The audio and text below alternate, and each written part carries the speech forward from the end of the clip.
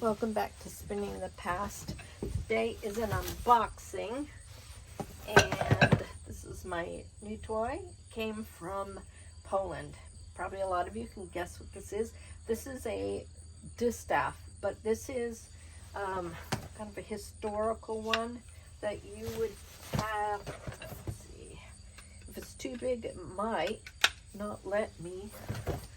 I'm just going to put that there. So I think this other part can replace that one up there, but this is the part I like right here. Can you see it? This part. So this is what I would have like under a belt, something like that. This is something that you could use. This is more historical as opposed to some of the modern birdcage ones. This one, I needed something historical, and I decided I had this made. Somebody else I saw had this made. I contacted the maker in Poland, and I said, hey, can you make me and send me one? And he did that. Very nice. So I cannot wait to do some flax spinning. So I will dress this with flax, and then I'm going to use a hand spindle.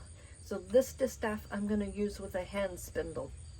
I need to get better practice at using these medieval ways of spinning flax.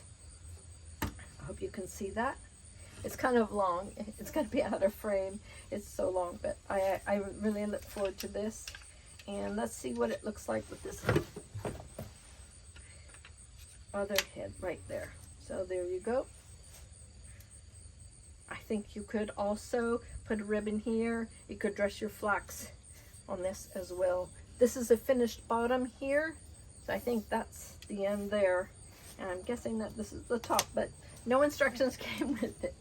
Well, that's the way it is in the spinning world, isn't it? Where things don't always come with directions. But just wanted to show you my new distaff for flax. So I can practice using a drop spindle.